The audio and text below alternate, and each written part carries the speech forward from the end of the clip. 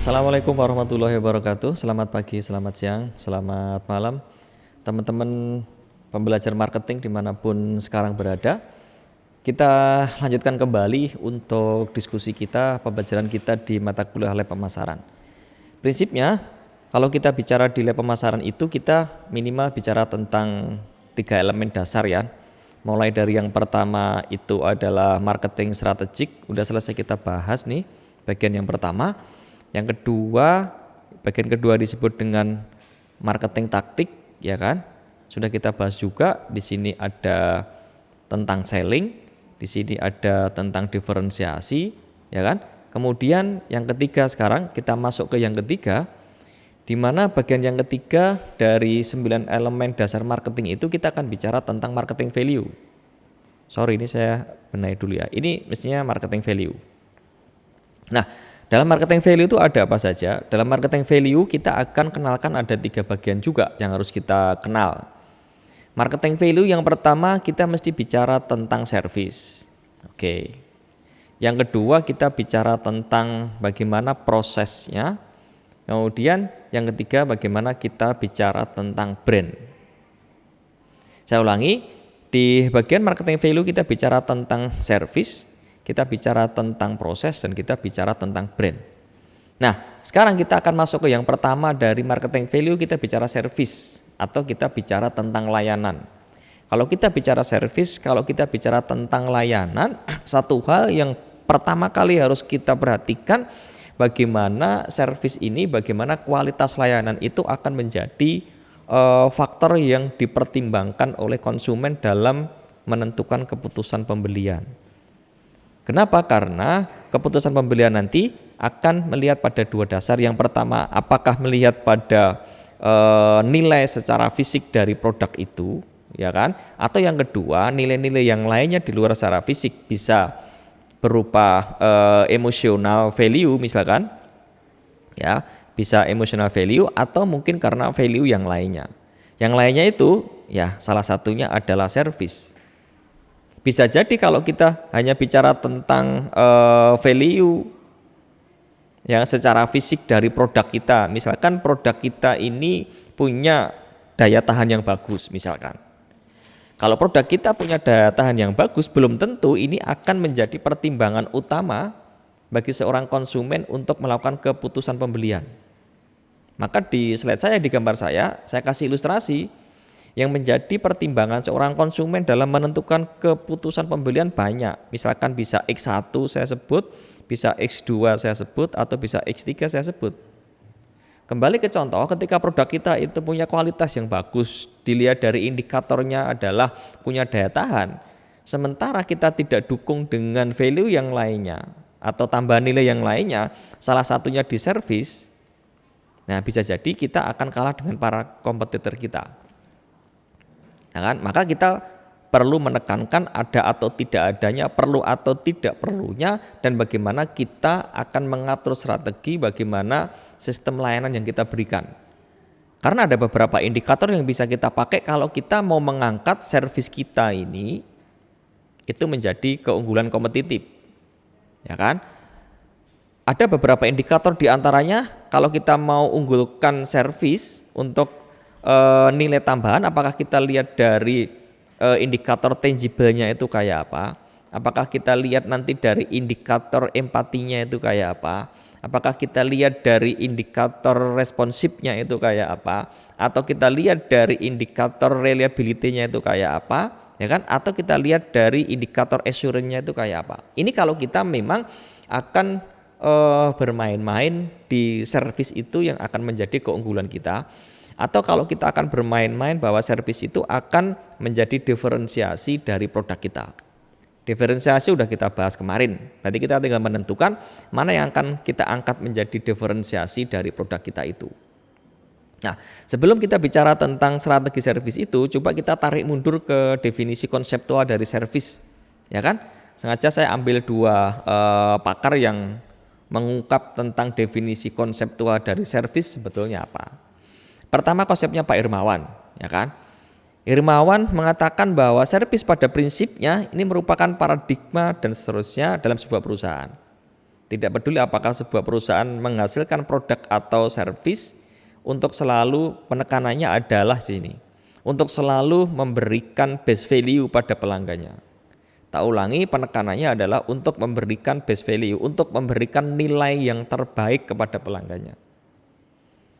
Kenapa ukurannya adalah memberikan best value? Kenapa ukurannya adalah memberikan value yang terbaik? Ingat kembali bahwa ketika konsumen itu memutuskan puas atau tidak puas, bahkan nanti loyal atau tidak loyal, itu melihatnya adalah value yang diterima.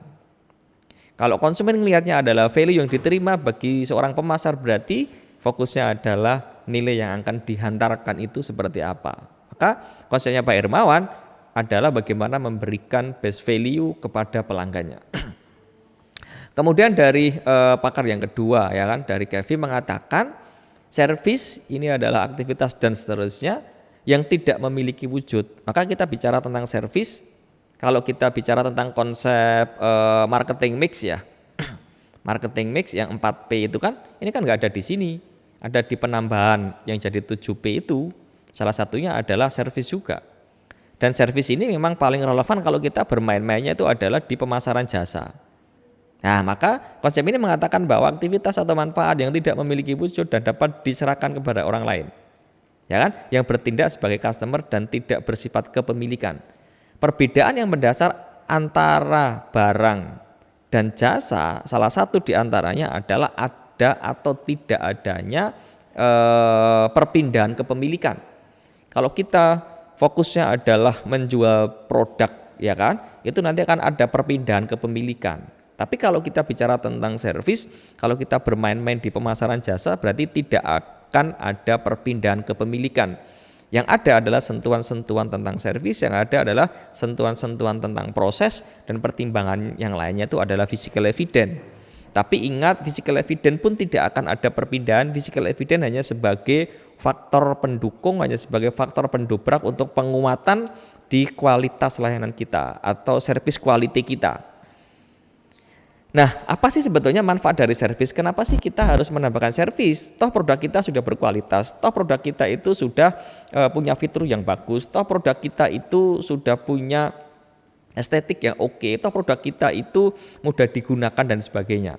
Kenapa kita mesti perlu servis? Karena kalau kita hanya mengandalkan manfaat secara fisik, dengan mengabaikan manfaat secara fungsional, dengan mengabaikan manfaat secara spiritual misalkan, akan ada banyak pesaing di situ.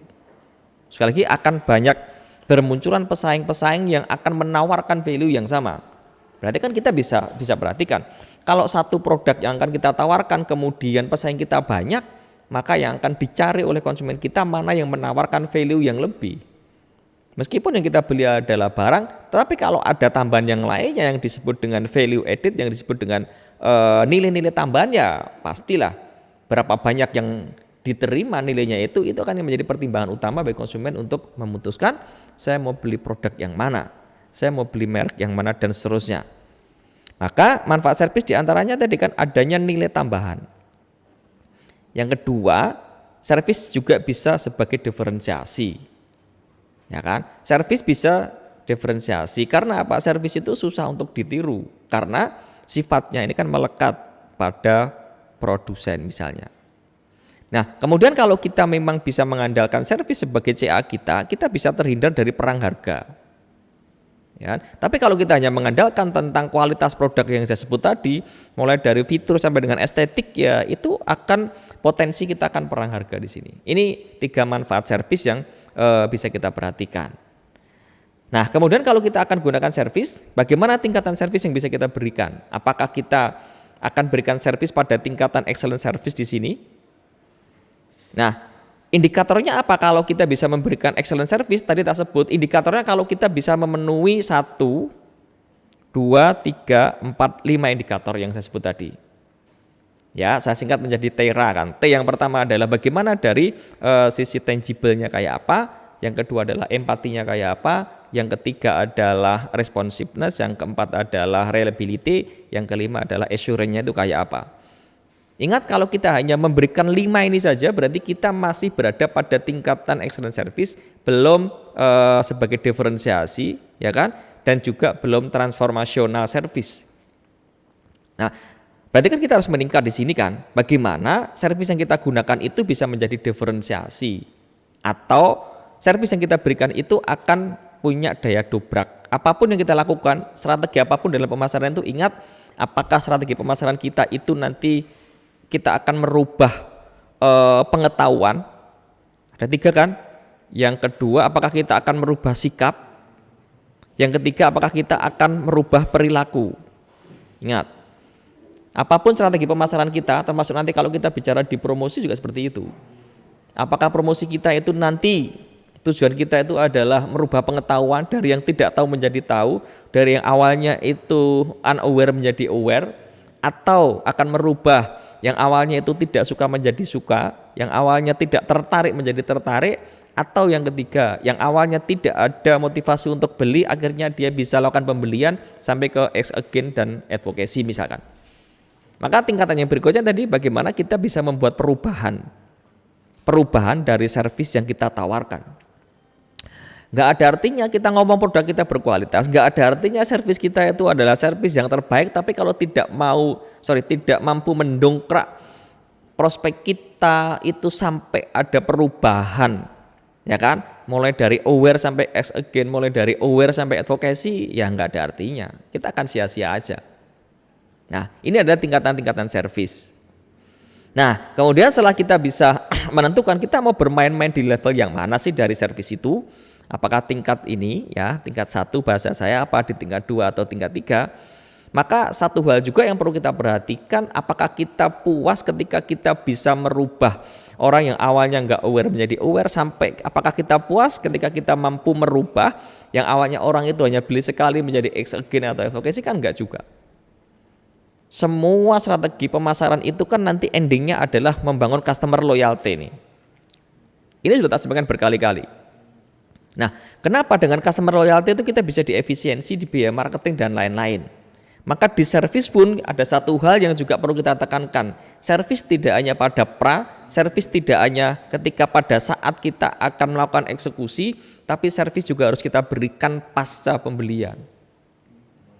Kenapa? Karena kalau kita memberikan layanan atau servis pada saat akan transaksi, ya orang akan menganggap oh itu hal yang biasa. Karena memang dia baru ada proses untuk menawarkan produk, baik itu dengan cara soft selling atau hard selling misalnya. Kemudian pada saat eksekusi dan penekanannya adalah bagaimana kualitas layanan kita itu setelah servis. Dan itu akan menjadi nilai lebih dibandingkan dengan para kompetitor kita. Apa sih after sales service itu kan? After sales service prinsipnya layanan yang diberikan oleh pemasar, layanan yang diberikan oleh perusahaan atau produsen. Ya kan? Yang dilakukan pasca konsumen itu melakukan pembelian terhadap produk. Berarti kita ada aware, ketika orang aware ke produk kita, ya kita aware kepada konsumen kita. Kalau di awal kita hanya pengen memenuhi kebutuhan keinginan tingkat dasarnya, berikutnya bagaimana kita bisa memenuhi kebutuhan keinginan yang lebih dalam dari konsumen kita itu. Semakin dalam kita bisa mengetahui kebutuhannya, semakin dalam kita bisa memenuhi keinginannya, dan semakin dalam kita bisa memenuhi apa yang menjadi harapannya, maka kita akan punya database pelanggan loyal yang terbanyak. Dan kita akan menjadi pemenang di antara para pesaing-pesaing kita, karena ukurannya adalah customer loyalty di sini. Nah, apa yang bisa kita lakukan? Strategi-strategi apa yang bisa kita lakukan kalau kita akan memberikan layanan pasca pembelian itu? Misalnya bisa di kemasan, bisa pemberian kupon, atau pembelian sekian nanti dapat diskon apa, atau kasih voucher. Ini 1, 2, 3 yang bisa dilakukan. Atau bagaimana kalau ternyata ketika kita memberikan servis, ya kan, tapi ternyata dampaknya itu justru tidak puas. Karena bisa jadi loh nanti prakteknya kita memberikan layanan tetapi yang terjadi adalah ketidakpuasan karena memang kita salah dalam memberikan layanan itu. Maka saya pernah sampaikan juga case-nya ini di mata kuliah pemasaran. Apa yang pernah dilakukan oleh Singapore Airlines, apa yang pernah dilakukan oleh Odakyu, salah satu pusat perbelanjaan di Jepang. Dia gunakan satu strategi yang namanya bagaimana memberikan layanan, meningkatkan layanan setelah orang itu tidak puas. disebut dengan service recovery ya, service recovery paradox. Bagaimana kita akan meningkatkan, bagaimana kita merubah orang yang awalnya tidak puas bahkan kecewa menjadi puas dan loyal, ini yang susah. Kalau yang awalnya nggak aware jadi aware kayaknya levelnya gampang sih.